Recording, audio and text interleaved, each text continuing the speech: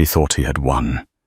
In a world of glittering facades and whispered power plays, Arthur Vance committed the ultimate betrayal, erasing his wife, Catherine, from the most important night of his career. He wanted her invisible, a ghost, in their gilded life while he basked in the spotlight with his new muse. But he made a fatal error. He never asked where her money came from. He thought he was closing a door, but all he did was give her the grandest entrance imaginable. What happens when the woman you tried to silence owns the stage you're standing on? The air in the Vance residence was like that in a museum, beautiful temperature-controlled and utterly devoid of life. It clung to the oversized abstract paintings and the sterile white marble floors of their penthouse overlooking the city. For Catherine Redding, the silence was the loudest thing in her life. It was a constant humming reminder of the chasm that had opened between her and her husband, Arthur Vance. They were by all accounts a power couple. Arthur was a senior partner at the prestigious law firm Sterling Draper and Pierce, a man whose ambition was as sharp and tailored as his expensive suits. Catherine, to the outside world, was the elegant, unassuming wife, the perfect hostess, the quiet supporter. It was a role she had once played with love, but now wore like a lead cloak. The change had been gradual, a slow erosion over the past few years. Arthur's successes had inflated his ego until it filled every room, leaving no space for her. He had started to see her not as a partner, but as an accessory, a beautiful, well-bred ornament to be displayed at galas and dinner parties. He had forgotten the woman he married, the sharp-minded software architect with a fire in her eyes. He had quite deliberately stopped asking about her work. "It's just some computer nerd stuff, isn't it?" he'd once said with a dismissive wave of his hand when a friend inquired. "Keeps her busy?" Catherine hadn't corrected him. She had let him believe it. Let him think her company, Redding Innovations, was a little hobby, a passion project she tinkered with from her home office. She never told him when she secured her third round of funding, when her user base crossed 10 million, or when Microsoft had tried to buy her out for a figure that would have made his annual salary look like a rounding error. Her silence was her sanctuary, the one part of her life he hadn't yet managed to tarnish with his condescension. The beginning of the end came on a crisp Tuesday afternoon. Catherine was in her office, a sleek minimalist space that contrasted sharply with the rest of the penthouse, deep in a conference call with her development team in Zurich. They were finalizing the rollout of Athena, a revolutionary data encryption software that was already making waves in the tech industry. The preliminary reports from the beta testers are flawless. Catherine, her lead engineer. "Marcus Thorne," said his voice, buzzing with excitement through the speaker. "The security protocols are holding. We've thrown everything we have at it, and it's a fortress." A rare, genuine smile touched Catherine's lips. "Excellent work, Marcus. Let's stick to the schedule. I want to be ready for the Q4 launch." She ended the call the feeling of pride and accomplishment, a warm current in her veins. This was hers. She had built this from the ground up, fueled by late nights' relentless determination and an unshakable belief in her vision. The door to her office slid open without a knock. Arthur stood there, holding a thick, cream-colored envelope. He didn't acknowledge her call or the schematics on her screen. His focus was solely on the invitation in his hand. "It's here," he announced, his voice booming with self-importance. "The invitation to the Starlight Foundation Gala." Catherine swiveled in her chair. The Starlight Foundation was the city's most prominent children's charity, and its annual gala was the absolute pinnacle of the social calendar. It was a night of immense networking where fortunes were donated and careers were made. For Arthur, whose firm represented the foundation, it was the most important night of the year. "That's wonderful, dear," she said, her voice even. He strode into the room, placing the envelope on her desk, but keeping his hand firmly on it. "This year is different. I'm on the host committee. Jonathan Sterling himself told me my speech this year is crucial for locking in the Henderson account." He was practically vibrating with nervous energy and ambition. "Everything has to be perfect." Catherine looked at the invitation. "Mr. Arthur Vance and guest," it read. Not Mr. and Mrs. Arthur Vance. A small detail, perhaps a simple oversight by the event planners, but in the context of their marriage, it felt like a paper cut, small but sharp and stinging. "And guest?" she asked, raising a delicate eyebrow. Arthur had the decency to look momentarily flustered. "It's a standard format they use, darling. Don't be pedantic. Obviously, you're my guest." He said the word guest as if he were bestowing a great honor upon her. As if she were a stranger, he was magnanimously agreeing to escort. He didn't see the flicker of hurt in her eyes, or if he did, he chose to ignore it. He was too busy looking at his own reflection in the darkened glass of her monitor. "I'll need you to wear the sapphire dress." He continued, already planning the evening as if it were a military campaign. "The one we bought in Milan. And please, let's have your hair done professionally. No tight bun. Something soft. Approachable. Approachable." Catherine repeated the word, tasting like ash in her mouth. "Yes. And darling," he added, his tone shifting to one of strained patience, "when we're there, perhaps you could mingle less, or at least stick to the other wives. Last year you got into that dreadfully boring conversation about, what was it, algorithmic ethics with that tech billionaire. It was terribly off-putting. People don't want to talk about business at these things." The man he was referring to, a titan of Silicon Valley, had sought her out after hearing whispers of her work. The conversation had led to a lucrative consulting contract for Reading Innovations. But Arthur saw none of that. He only saw his wife failing to perform her designated role as a silent, smiling prop. "I understand," she said, her voice a placid lake over a raging current. "I will do my best not to be off-putting." Satisfied, Arthur finally released the invitation and turned to leave. "Good. This is my night, Catherine. Our future at the firm. My path to a named partnership. It's all riding on this. I can't afford any distractions." As the door slid shut, Catherine stared at the invitation. Mr. Arthur Vance and guest. A guest in her own life, an accessory to his. The warmth from her successful call with Marcus had vanished, replaced by a familiar, chilling cold. She looked at the reflection in the monitor past Arthur's fleeting image and saw herself. She saw the exhaustion in her eyes, but underneath it, a flicker of the fire he thought he had extinguished. He had called the evenings his night. He had said he couldn't afford distractions. He had no idea she thought a grim sense of resolve beginning to form, just how big of a distraction she could be. The gilded cage had become a prison, and she was finally ready to find the key. She just didn't realize that Arthur was about to hand it to her himself. Arthur Vance felt a surge of triumphant power as he walked down the hallowed halls of Sterling, Draper and Pierce. The rich mahogany walls adorned with portraits of stern-faced founders seemed to approve of him. He was a man on the ascent, and the Starlight Gala was to be his coronation. But a nagging unease picked at the edges of his confidence, Catherine. She was becoming unpredictable.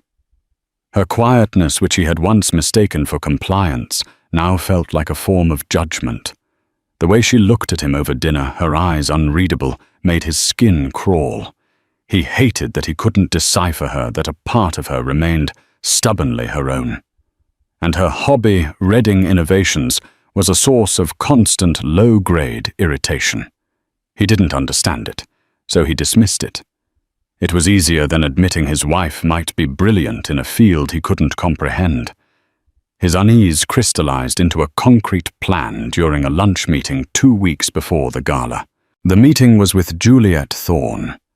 Juliet was a junior associate at the firm, but she moved with the predatory grace of a panther. She had sharp, intelligent eyes, a razor wit, and an ambition that rivaled Arthur's own. She had attached herself to him ostensibly as a mentee, but the dynamic was far more charged. She flattered his ego, hung on his every word, and made him feel like the titan of industry he so desperately wanted to be. She was everything he thought he wanted, ambitious, focused on his world, and utterly unimpressed by anything outside of it. They were seated at the Capitol Grill, a steakhouse where deals were sealed over $100 ribeyes. Jonathan Sterling was singing your praises in the partners' meeting this morning, Juliet said, leaning forward, her voice a low purr. He said the Henderson account is practically yours if the gala goes smoothly. It will, Arthur said, straightening his tie. There's just the matter of the guest list. Juliet took a delicate sip of her wine. Oh, is there a problem? Arthur hesitated, feigning casualness. Catherine, she's not been herself lately, very wrapped up in her little projects. I worry she'll be a distraction. You know how she can be talking about things no one understands. It's not the right image. Juliet's expression was a masterpiece of calculated sympathy. That must be so difficult for you, Arthur. To be on the cusp of something so great and have to worry about your partner reflecting the right image. Image is everything in our world. She paused, letting the implication hang in the air. The invitation did say, and guest, didn't it? That's rather flexible. A seed of an idea, dark and treacherous, began to sprout in Arthur's mind. He could just uninvite her. But the fallout, the questions, the sheer domestic unpleasantness of it, was a deterrent. It would be complicated, he said, testing the waters. Juliet's smile was sharp. Complications can be managed. Discretion is a lawyer's greatest tool after all. She leaned in closer, her scent expensive and intoxicating, filling his senses. Who is the gala coordinator? Melissa. Peters, isn't it? She's a friend of my sister's. A single phone call, a plausible reason, a sudden illness, perhaps, a prior, unavoidable commitment that she simply forgot about. It would be a shame for her to feel pressured to attend if she's not feeling up to it. It would be a kindness, really. You'd be sparing her an evening she clearly wouldn't enjoy. Juliet was a master at reframing betrayal as consideration. She was giving him not just a plan, but a justification. He wouldn't be a villain.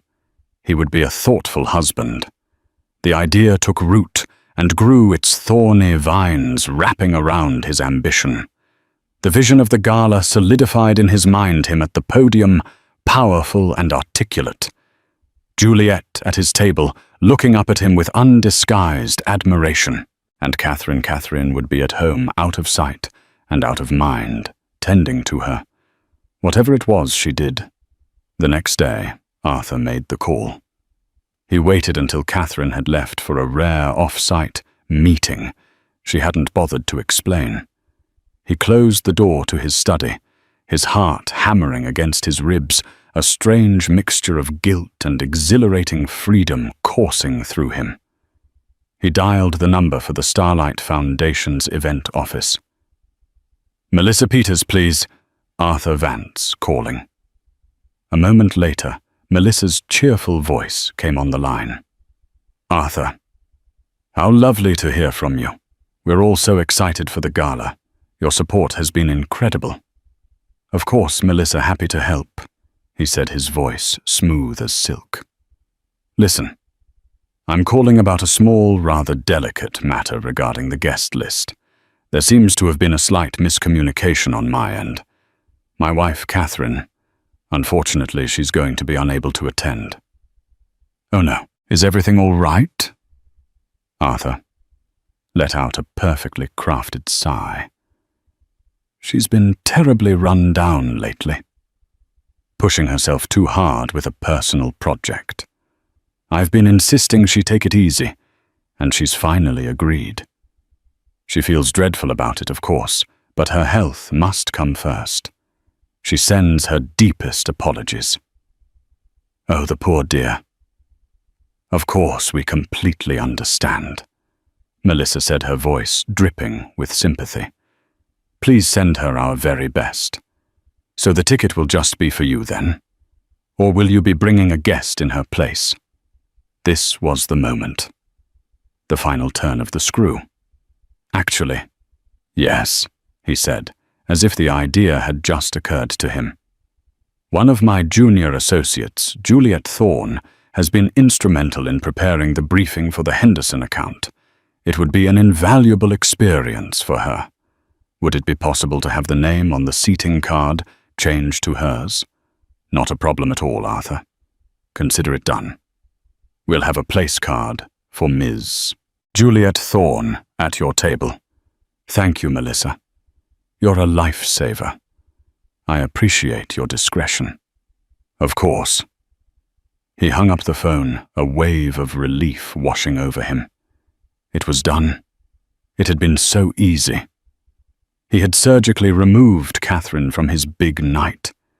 He stood up and walked to the window, looking down at the city that felt like it was finally his for the taking. He felt no remorse, only a cold, clean sense of efficiency.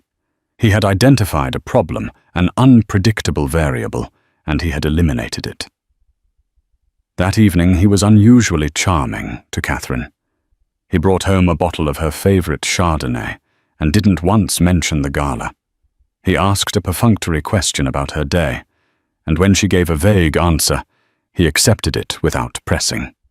He was playing the part of the loving husband, a final deceptive performance before the curtain rose on his solo act. He watched her across the dinner table, this woman who was now a stranger to him. She was quiet, her thoughts hidden behind a calm facade. He mistook her silence for ignorance. He mistook her poise for passivity. He believed with the full force of his arrogant heart that she had no idea what was coming. He was convinced he held all the cards, blissfully unaware that Catherine wasn't just playing a different game. She owned the entire casino. The weeks leading up to the gala were a masterclass in domestic theatre. Arthur was solicitous and attentive in a way he hadn't been for years, a performance of marital bliss designed to mask his treachery. He spoke of the gala with an air of detached importance, never once mentioning her attendance directly. He would talk about his speech, the seating chart, the importance of the Henderson account, all while carefully avoiding the one topic that should have been central, what she would be doing that night. Catherine, for her part, played her role with unnerving perfection. She listened patiently, offered vague pleasantries, and never ever asked the obvious question, "What time should we leave?" Her silence was a mirror reflecting his deception back at him, but he was too blinded by his own reflection to see it. He believed he was getting away with it. The discovery, when it came, was not a dramatic confrontation. There was no screaming match, no tearful accusation. It was quiet, digital, and devastatingly precise. Catherine was in her office a week before the event. She was preparing for a quarterly board meeting for Reading Innovations. Her company had grown far beyond a hobby. It was now a silent giant in the tech world, with a board of directors composed of some of the sharpest minds in finance and technology. One of them was William Harrison, a semi-retired venture capitalist in his late 60s, a man with a legendary reputation for spotting talent and a deep-seated belief in ethical business practices. He had been one of Catherine's earliest and most ardent supporters. She was reviewing the Foundation's public donor information for her own philanthropic planning when she decided to check the Gala's website. They often posted a list of the host committee and key attendees to build buzz.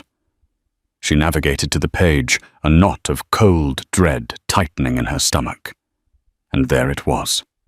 Under the heading for Host Committee Table 1, printed in elegant digital script, Mr. Arthur Vance Sterling Draper and Pierce, and Mrs. Jonathan Sterling, Mr. Robert Henderson, Henderson Corp., Ms. Juliet Thorne. Sterling Draper and Pierce. Catherine stared at the screen, her breath catching in her throat. Ms. Juliet Thorne. The name was like a physical blow. It wasn't just that her own name was missing. It was the name that had replaced it. Juliet. The slick, ambitious associate Arthur had been mentoring. The woman whose perfume sometimes lingered on his suits. The betrayal was so cold, so clinical it almost took her breath away. He hadn't just excluded her, he had replaced her. He had traded her in for a newer, more convenient model, an accessory that better matched his ambitions. The lie about her being unwell, which she now knew he must have told, was the most insulting part. He had painted her as weak and infirm to serve his own purpose. For a long moment, she just sat there, the hum of her servers the only sound in the room. There was a surge of white-hot anger, a primal desire to storm into his study and throw the laptop at his head. She wanted to scream to demand an explanation, to watch him squirm under the weight of his deceit. But then another feeling, colder and far more powerful, washed over her clarity. This was not just an insult. It was a declaration. He had declared that she was worthless to him. He had declared that their marriage was a sham. He had declared that she was an obstacle to be removed. And in his declaration, he had given her a gift. He had given her freedom. The freedom from pretense. The freedom from trying to salvage something that was already dead.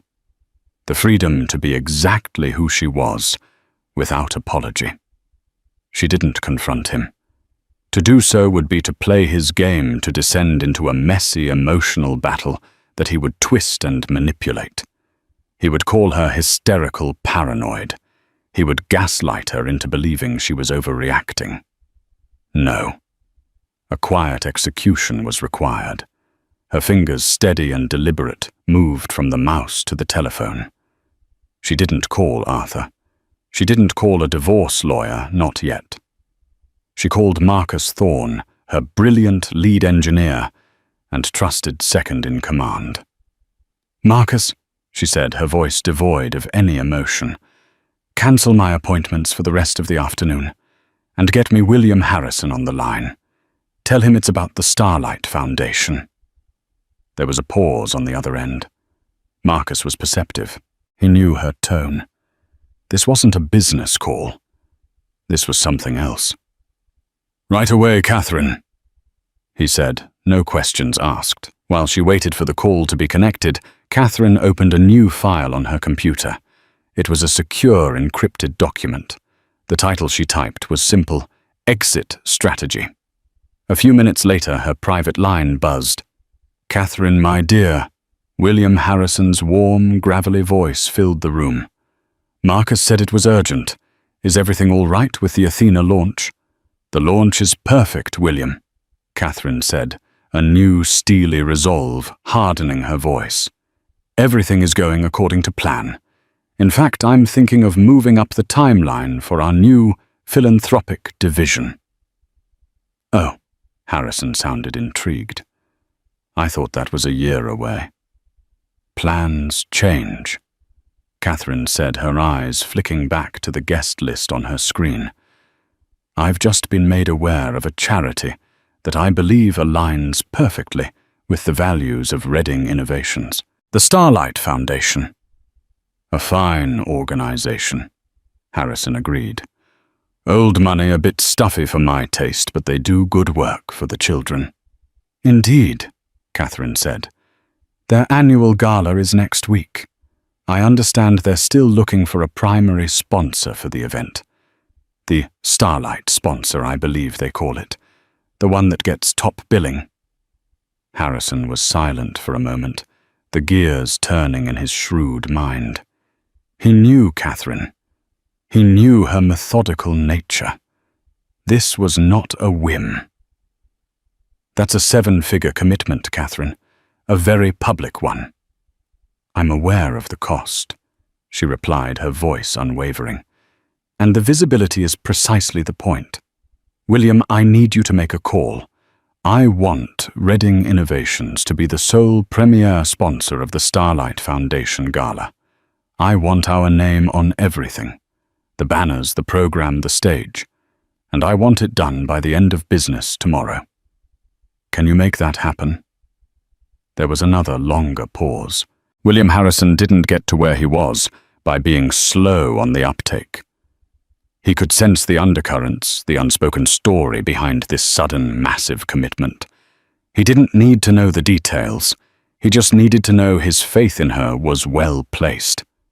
Consider it done, he said, finally, a hint of admiration in his voice. They'll be falling over themselves. The publicity for us will be immense. The publicity is secondary, Catherine said softly, her gaze locking onto the name Juliet Thorne.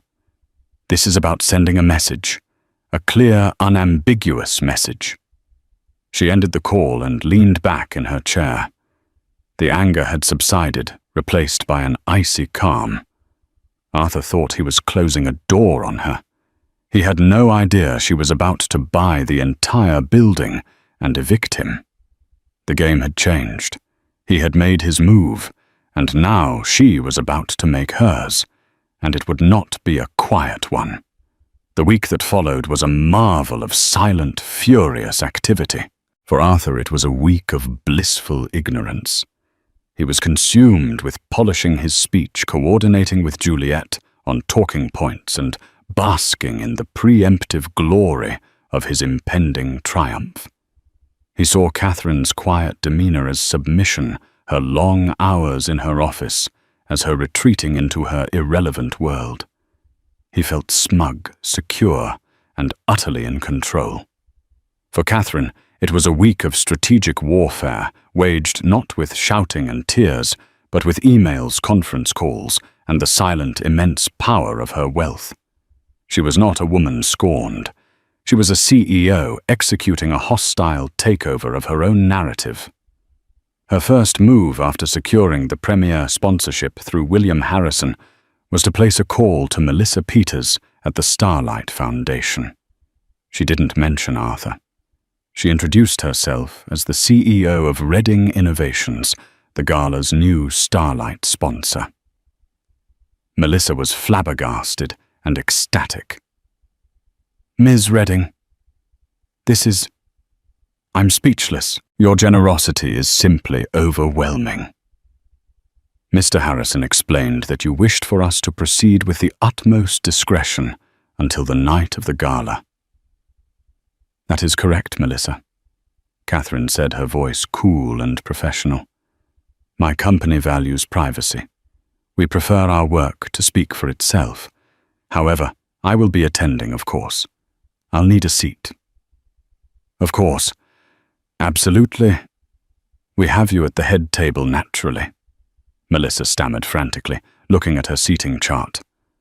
Oh, there seems to be a slight issue. Table 1 is the host committee. Table headed by Arthur Vance of Sterling, Draper and Pierce. He has a full guest list. Catherine let the silence hang for a beat. I'm sure Mr. Vance, whose firm does so much work for the foundation, will be more than happy to accommodate the event's primary sponsor. Please add a seat for me at that table. I'm sure you can make it work." Her tone was polite, but left no room for negotiation. "Yes, of course, Ms. Redding. Right away." "One more thing, Melissa," Catherine added. "Under no circumstances are you to inform Mr. Vance of this change, or of my company's sponsorship. Let's keep it a surprise for the evening. A little dramatic flair for the big reveal, don't you think?" Melissa, picturing the dramatic moment a mystery benefactor would be revealed, readily agreed. "A wonderful idea, Ms. Redding. It will be the talk of the town." Next, Catherine focused on her appearance. Arthur had wanted her to be soft and approachable. He had requested the Milan sapphire dress. Catherine sold the dress online that afternoon. Then she made a call to a private couturier, a woman known for creating gowns that were less dresses and more works of art armor for the modern woman. "I need something for a gala," Catherine explained, over a video call, the designer's chic Parisian studio in the background. "The theme is starlight. I am not a guest. I am the main event. I want to look like I own the stars, not just gaze at them." The designer's eyes lit up with creative fire. They settled on a design of midnight black silk, custom woven with fine platinum-like threads that would catch the light like a constellation. It would be sleeveless with a sharp architectural neckline that conveyed power, not pliability. It was a gown that would demand attention, a dress that did not ask for permission.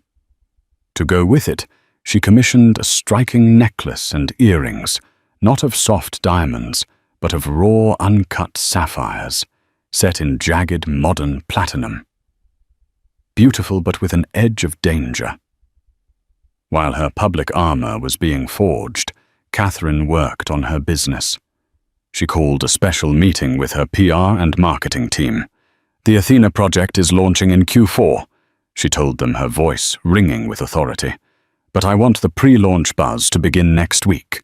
Specifically on the night of the Starlight Gala. I want a coordinated press release to go out to every major tech and business journal at precisely 9:00 p.m. that evening. The release will announce Redding Innovations as the Starlight sponsor, and it will also announce the revolutionary capabilities of Athena. I want our stock price to be the second biggest story of the night." Her team, sensing the shift in their usually reserved CEO, scrambled to comply, a current of excitement running through them. Finally, she prepared herself. This wasn't just about humiliating Arthur. That was a byproduct, a satisfying one, but not the ultimate goal. The goal was her liberation. It was about drawing a line so deep and clear in the sand that he could never cross it again. It was about reclaiming her identity, not as Mrs. Arthur Vance, but as Catherine Redding, founder and CEO of a company she had built from nothing. On the night of the gala, the penthouse was still and quiet. Arthur was in their master suite, whistling as he put on his tuxedo. He felt like a king surveying his domain. He had laid his plans perfectly. Catherine was in the guest wing, an area of the apartment he hadn't entered in months. Her dress was laid out on the bed, the dark fabric seeming to absorb the light in the room. Her jewelry glittered on the nightstand like captured starlight. Marcus had arranged for a private car to collect her. She would not be arriving with the throng of guests, but at the precise moment of the sponsor reveal. At 7 o'clock, Arthur knocked on the door of their bedroom, where he assumed she was. "Catherine, I'm heading out now. Juliet is meeting me there." He waited, expecting a muffled, disappointed reply. From the other end of the long hallway behind the closed door of the guest suite, Catherine heard him. She stood before a full-length mirror, a vision of midnight and power. She said nothing.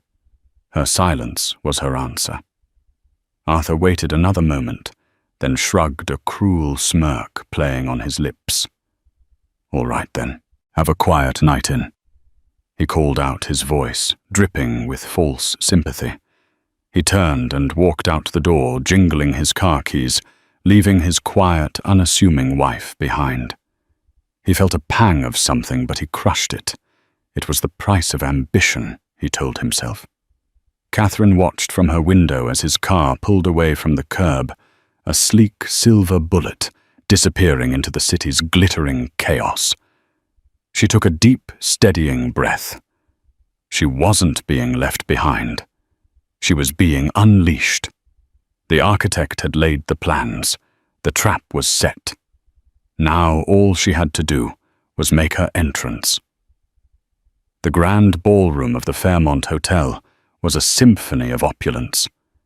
Crystal chandeliers, each the size of a small car, cast a dazzling fractured light over a sea of tuxedos and designer gowns.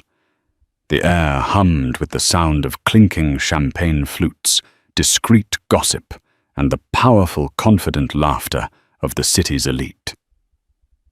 Arthur Vance moved through the crowd like a conquering hero. With the stunning Juliet Thorne on his arm, he felt invincible.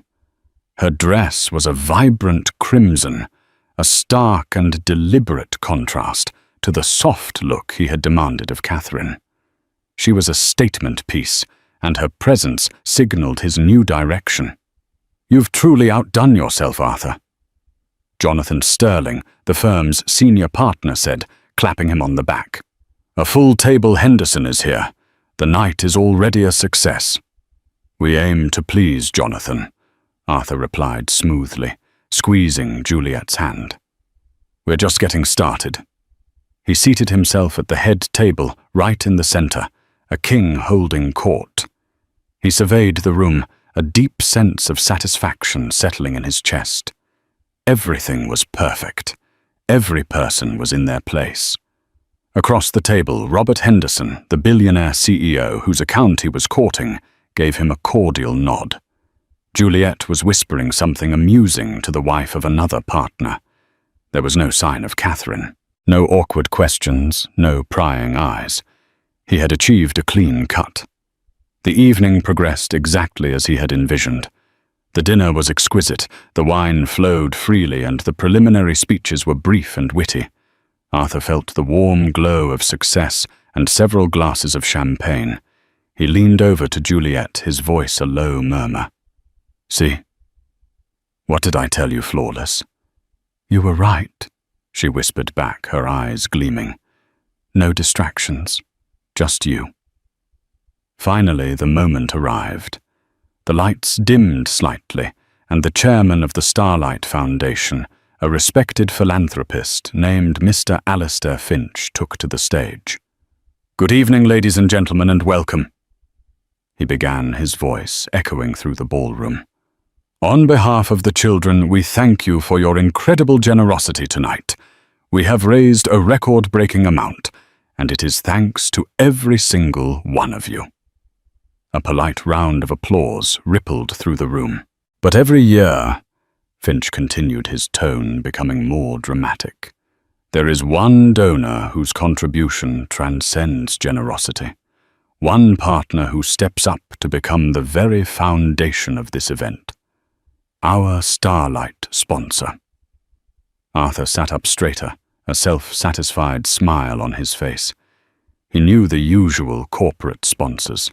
It would be a bank or a major corporation. He was ready to lead the applause for whichever faceless entity had paid for the night. "This year we were approached by a new partner," Finch announced, a genuine sense of excitement in his voice. "A true visionary, a silent force in an industry that is all about noise. A leader who has built an empire not on who they know, but on what they can create." A murmur went through the crowd. This was not the usual script. Arthur glanced at Juliet, a flicker of confusion in his eyes. Juliet shrugged, equally perplexed. "This company and its founder represent the future," Finch boomed. They represent innovation integrity and the brilliant, unstoppable power of a single revolutionary idea.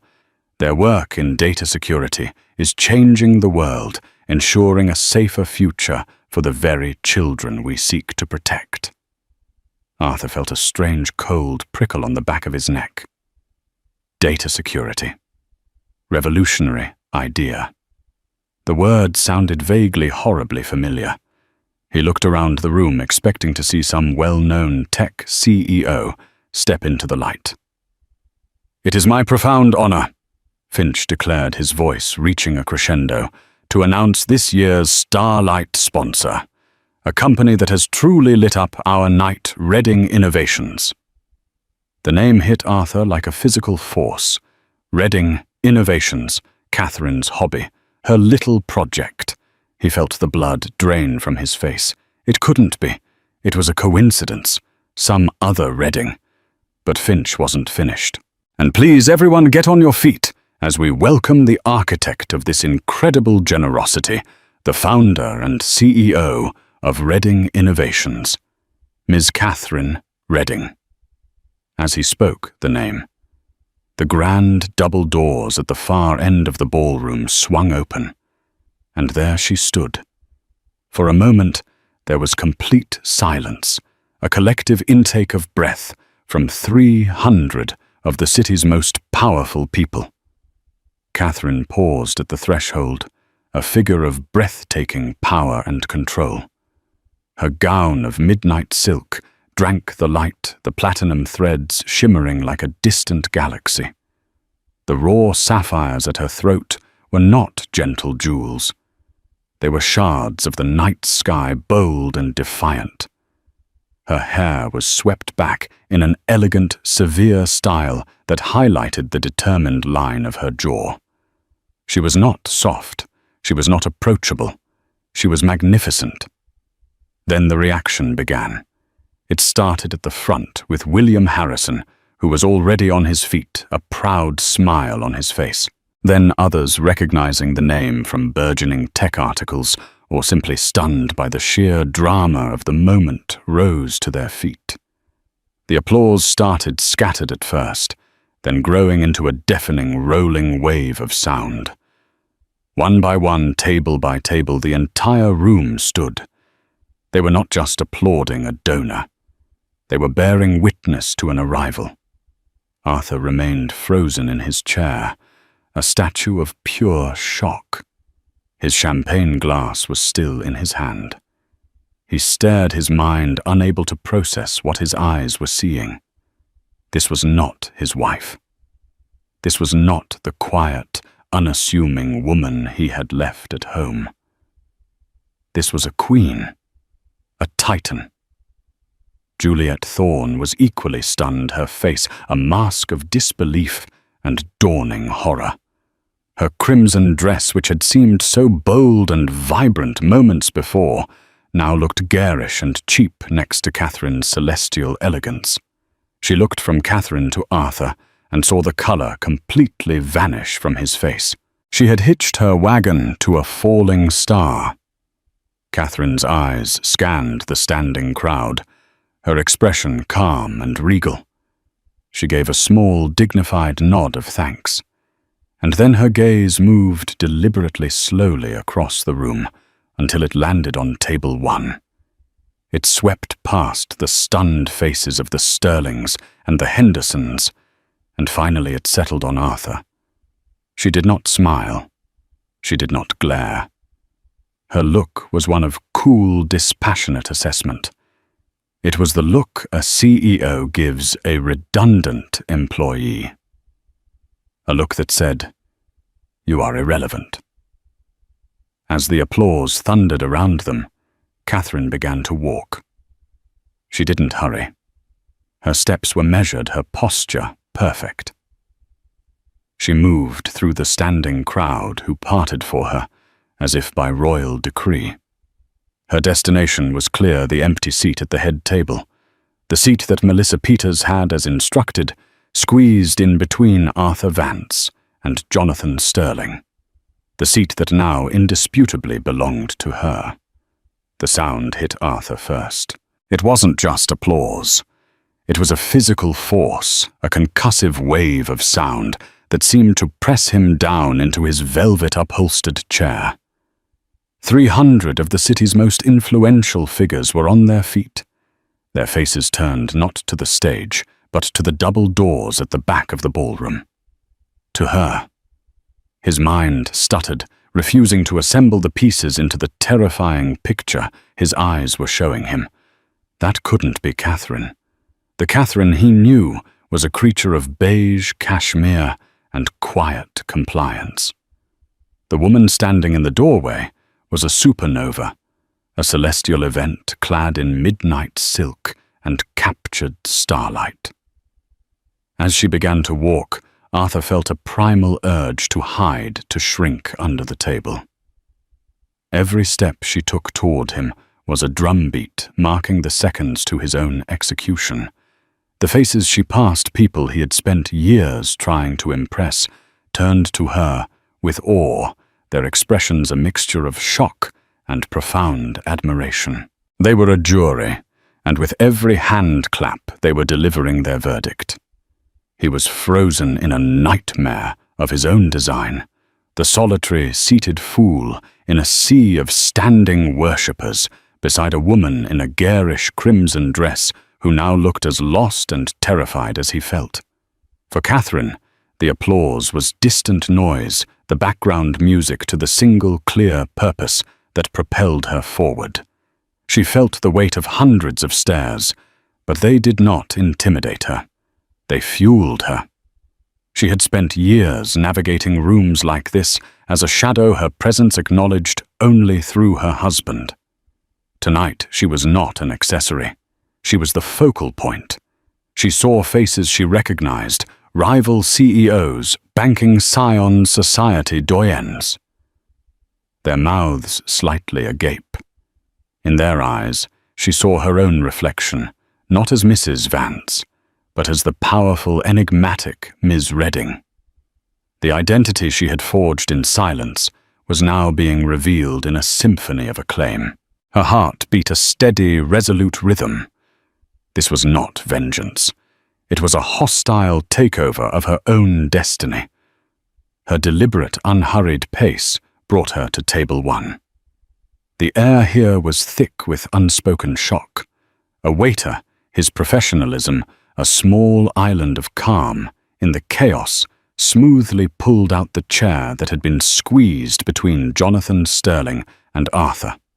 It was a throne disguised as a seat. Jonathan Sterling, a man whose face was usually an inscrutable mask, had recovered first. The flicker of rage in his eyes at being so thoroughly blindsided was quickly replaced by the shrewd calculation of a master strategist. He saw the new chessboard laid out before him. "Catherine," he boomed, his voice a theatrical performance of delight as he took her hand. His grip was firm, respectful. "My dear, we are speechless. Absolutely speechless." He wasn't just being polite. He was publicly aligning himself with the new center of power. "Your generosity, your vision, it is a profound honor to have you with us." Catherine inclined her head, accepting the tribute. "Jonathan, a pleasure to see you looking so well." Her calm reply was a masterstroke, establishing that she was not overwhelmed, but entirely in her element. She then turned to Robert Henderson, the billionaire whose account Arthur had been so desperate to land. Henderson, a gruff, self-made man, with no patience for pretense, was already on his feet, his grin wide and genuine. He admired strength, and he was looking at its personification. "Ms. Redding," Henderson said, bypassing Sterling to shake her hand. "The honor is all mine. I just read a preliminary brief on ethical data encryption last month. I had no idea the mind behind it was right here in our city. Arthur, you sly dog. You never mentioned your wife was a titan." The comment was ostensibly a compliment to Arthur, but the undertone was sharp questioning. Arthur felt a flush of heat crawl up his neck. He saw a lifeline and grabbed it with clumsy desperation. He pushed himself to his feet, trying to arrange his face into a mask of proud, surprised delight. "Darling," he exclaimed, his voice a strained, unnatural imitation of joy. "What a surprise! You should have told me you were planning something so spectacular. I was so worried when you said you felt unwell." He reached for her arm, attempting to reclaim his role as the husband, the one who was in on the secret. Catherine moved her arm just slightly, an almost imperceptible motion, but enough that his hand grasped only empty air. She looked at him, then truly looked at him, and her gaze was as cold and clear as Arctic ice. "Unwell," she repeated, her voice dangerously soft, yet it cut through the lingering buzz at the table. "No, Arthur. I believe the word you're looking for is underestimated. But I've never felt better." The public rejection, the quiet correction of his lie, landed like a perfectly thrown dagger. Arthur flinched, his pathetic smile dissolving. The blood drained from his face, leaving behind a waxy pale sheen. Having dismissed him, Catherine's gaze swept past him and settled for the first time on Juliet Thorne. Juliet, who had been frozen in a state of horrified paralysis, visibly shrank under the cool, appraising look. It was not a look of anger or jealousy. It was a look of utter indifference, the kind one gives to a piece of lint on an otherwise perfect garment. Catherine did not raise her voice. She did not need to. She gestured almost imperceptibly to a passing captain. "Excuse me," she said, her tone one of polite concern. "I believe there has been a seating error. This young lady seems to have lost her way from the junior associates section over there." She gestured vaguely toward the back of the ballroom. "Perhaps you could help her find her correct table." The humiliation was absolute, a masterpiece of public execution. She hadn't called Juliet a home wrecker or a schemer. She had done something far worse. She had rendered her completely and utterly insignificant. A lost intern. A non-entity. Juliet's face, already flushed, turned a deep, blotchy scarlet. Her eyes darted to Arthur, pleading for him to say something, to defend her, to do anything. But Arthur was a hollowed-out man, incapable of defending himself, let alone her. He just stared at his plate, his world collapsing inward. With a choked sob, Juliet grabbed her ridiculously small, ridiculously expensive clutch bag, her hands trembling. She pushed her chair back so violently it nearly toppled over. Without a single word, she turned and fled, weaving through the tables in a walk of pure shame, the whispers and stares of the city's elite following her like vultures. Arthur watched her go, another pillar of his fantasy world turning to sand. And in that precise moment, as if orchestrated by a vengeful god of timing, a new sound filled the room. It started as a few isolated vibrations, then spread a digital wave washing over the ballroom. It was the synchronized buzz and chime of hundreds of smartphones receiving a notification. At exactly 900 p.m., Catherine's pre-timed press release had gone live. Jonathan Sterling, ever the professional, discreetly pulled his phone from his pocket. His eyes scanned the screen, and his jaw tightened. He read the headline from the Wall Street Journal. Redding Innovation's secret CEO. Catherine Redding revealed in seven-figure philanthropic coup. Announces revolutionary Athena encryption suite. The story wasn't just about the gala. It was about a massive corporate move, a disruption in the tech world. Sterling looked at the stock futures for Redding Innovations, already spiking in after-hours trading. He looked at Catherine, who was calmly sipping her water, a portrait of serene control. And then he looked at the pathetic, sweating man beside her, his partner, who had not only hidden this immense asset from the firm, but had actively tried to discard her in favor of a junior associate on the most important night of the year. The sheer monumental stupidity of it was breathtaking. Sterling leaned toward Arthur, his voice no longer booming, but a low, lethal hiss that was far more terrifying. "Arthur, my office. Tomorrow morning, 7 a.m. sharp." He paused, letting the dread build. "Don't bother bringing a briefcase. Just bring your resignation."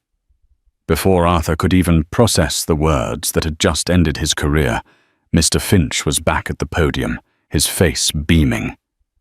"And now," he announced joyfully, "we would like to invite our Starlight sponsor, the brilliant Miss Catherine Redding, to say a few words."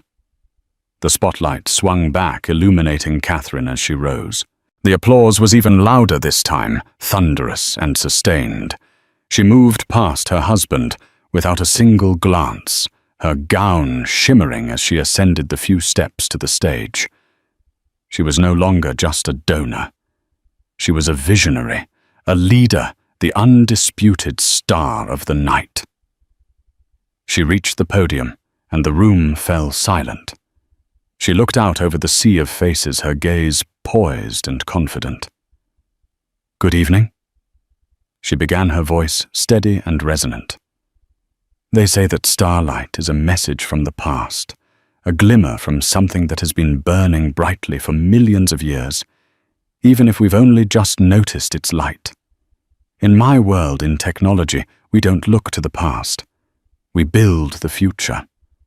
We build foundations that are strong enough to support the grandest of structures. We create fortresses to protect what is most valuable." She paused, her eyes sweeping the room before landing briefly, meaningfully on the wreckage at table 1. Sometimes the most revolutionary potential lies hidden, overlooked, or simply underestimated. But true value, like a star, cannot be hidden forever. Eventually, its light reaches you. My company, Redding Innovations, is honored to support the Starlight Foundation, which does the vital work of ensuring that the potential within every child is seen, nurtured, and given a chance to shine. Thank you. It was short, it was elegant, and for Arthur every word was a perfectly aimed blow. She had spoken of building fortresses of hidden value, of the folly of overlooking true potential. She had delivered his eulogy without ever speaking his name. The standing ovation that followed was explosive. Arthur remained seated, a ghost at the feast. The whispers and pointed looks were now unbearable. He couldn't breathe. He pushed himself to his feet, his movements clumsy and uncoordinated. He turned his back on the stage, where his wife was being celebrated, and began his own walk of shame. No one tried to stop him. No one seemed to notice him at all. He stumbled out of the grand ballroom, the golden light and the sound of her triumph spilling out behind him, before the heavy doors swung shut, plunging him into the quiet, indifferent hallway. He was alone. The silence that greeted him was 1,000 times louder than the applause. He had wanted to erase her, but in the end, he had only succeeded in erasing himself. That wasn't just a story about revenge. It was a story about reclamation. Catherine didn't just expose her husband's betrayal. She reclaimed her name, her power, and her narrative in front of the entire world. She showed everyone that the quietest person in the room is often the most powerful. How many times have we felt underestimated or silenced by those who should have been our biggest supporters?